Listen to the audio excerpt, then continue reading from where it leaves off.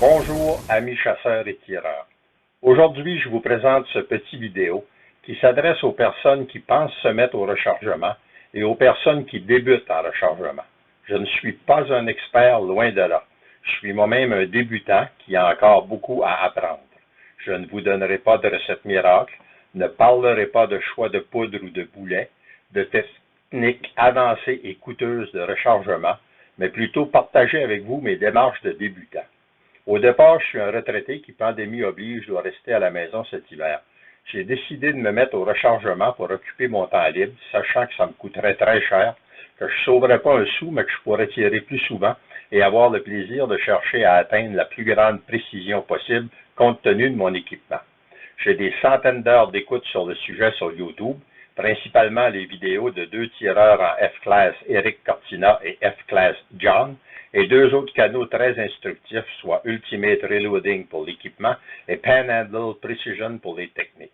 Cela ne fait pas de moi un spécialiste, loin de là. Je recharge uniquement dans le 308. Je possède pour l'instant 100 douilles. Je ne suis pas pressé et cela se reflète dans les choix que j'ai faits. Je vais vous parler de mon équipement, pourquoi j'ai choisi telle ou telle pièce, etc.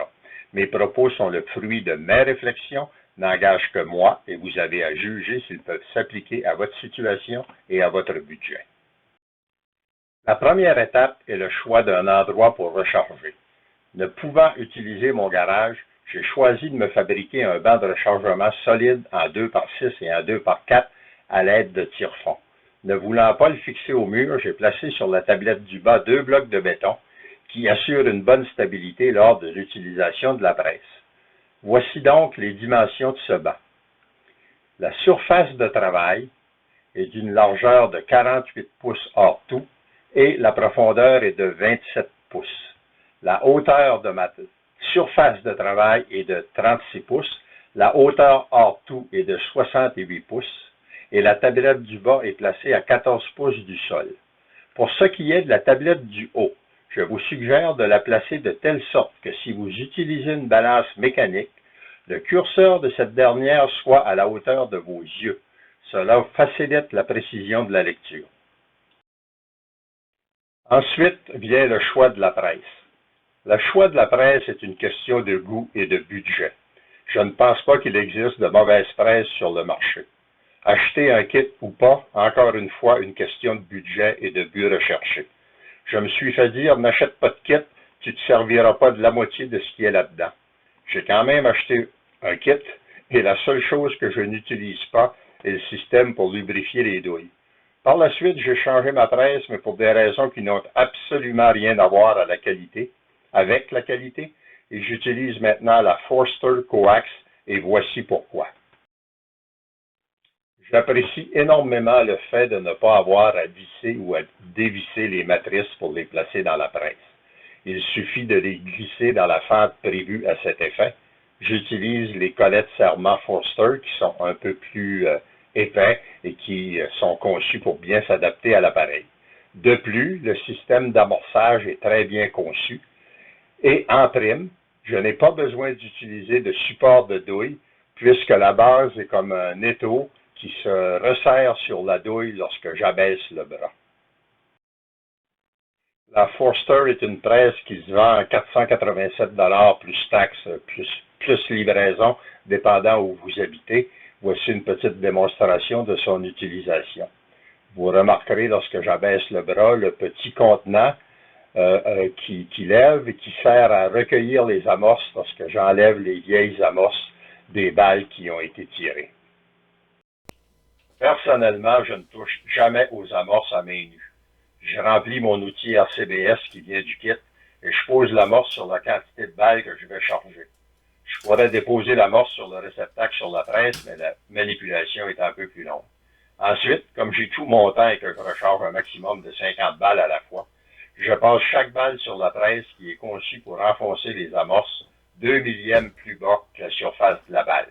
Il ne faut surtout pas que l'amorce dépasse la surface, car à ce moment, les mesures à venir seraient toutes faussées. En fonction du calibre que vous rechargerez, Des recherches que vous aurez faites et des conseils recueillis auprès d'amis qui rechargent dans le même calibre, vous choisirez la poudre et les boulets que vous utiliserez. Quant aux douilles, si votre budget le permet, utilisez des douilles neuves de bonne qualité. Une boîte de 100 douilles de la poix vierge vous coûtera aux alentours de 115 $ plus taxes, et si bien rechargée devrait vous permettre environ 1000 tirs, si j'en crois les commentaires recueillis sur le net. Sinon, vous utiliserez des douilles que vous aurez vous-même déjà tirées ou des douilles recueillies au champ de tir. Attention, certaines douilles requièrent des amorces de format large, alors que d'autres prennent un format petit. Si vous utilisez des douilles neuves, certains experts, dont F-Class John, recommandent de s'assurer que l'intérieur du flash hole, à l'intérieur de la douille, soit uniforme. Le flash hole, c'est la petite ouverture par où passe l'étincelle qui va de l'amorce à la poudre. Cette opération ne doit être effectuée qu'une seule fois et selon lui, le meilleur outil pour ce faire est celui vendu par la compagnie 21 Century. Malgré son coût exorbitant de 70 $, je me le suis procuré. Gardez à l'esprit que d'autres experts nous disent que ce n'est pas nécessaire. Voici une petite démonstration sur une vieille douille que je n'utilise pas en rechargement. L'outil est conçu de telle façon qu'on ne peut pas enlever trop de matériel. La prochaine étape sera celle du nettoyage. Il existe plusieurs méthodes et vous choisirez celle qui vous convient le mieux en fonction de vos besoins et de votre budget. Personnellement, comme je ne lave que 50 douilles à la fois, j'ai choisi un nettoyeur à ultrasons de 6 litres, payé 210 $ sur Amazon. Je vous invite à regarder la vidéo que j'ai faite sur le sujet, où je compare différents types de solutions de nettoyage et où j'ai ouvert 3 douilles pour voir le résultat. Avant d'aller plus loin dans le processus de rechargement, il est bien et important de maîtriser certains termes. Nous allons donc parler de SAMI, de COAL, de CBTO et de Headspace. Voyons ensemble ce que cela signifie. Le terme SAMI est l'acronyme pour l'Institut des fabricants d'armes de sport et de munitions. Créé en 1926 à la demande du gouvernement fédéral américain, son rôle est de créer et de publier les standards de l'industrie, de coordonner les données techniques et de faire la promotion d'une utilisation sécuritaire et responsable des armes à feu. Le premier terme à maîtriser est le Headspace. Qu'est-ce que le Headspace? C'est une mesure de la chambre de votre carabine. C'est la distance entre la partie de la chambre qui arrête le mouvement vers l'avant de la balle et la face du verrou. Cette mesure varie d'une carabine à l'autre, même dans le même calibre. C'est donc une mesure qui est individuelle à chaque arme. Un constat que j'ai fait en rechargement est que sauf pour les grains de poudre et la longueur totale de la balle, les autres mesures sont relatives et servent de comparaison.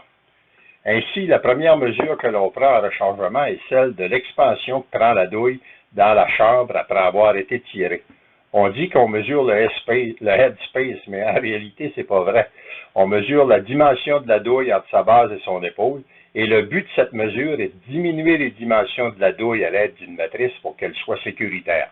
Certains vont la diminuer de 1 millième, d'autres de 2 millièmes. Personnellement, j'utilise une réduction de 2 millièmes. Deux outils différents existent pour mesurer le headspace.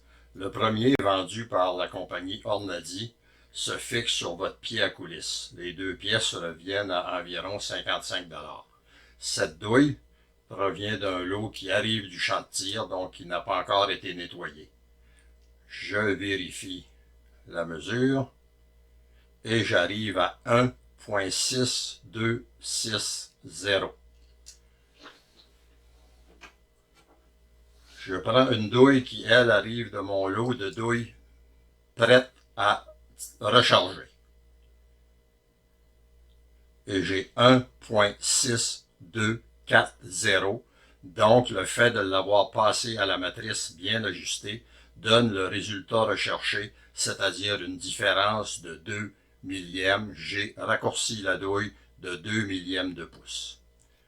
Un autre outil que je trouve fort intéressant, mais un peu plus dispendieux, est le micromètre vendu par, celui-ci vient de RCBS, mais toutes les compagnies en vendent, je pense. Donc, je rentre la douille Je prends la mesure et je vois que je suis à -2. Je me fous de qu'est-ce que ça représente. Chaque ligne représente 1 millième. Je suis à -2. Ma douille sale qui arrive du chantier. Je prends ma douille prête à être rechargée et je suis à -4. Donc, vraiment, la douille a été reculée de 2 millièmes de pouce. Je trouve cet outil plus rapide. Il y a aussi un adapteur pour mesurer la distance de la base à l'ogive du boulet. On retrouve sur le marché des pieds à coulisses de tous les prix qui feront l'affaire.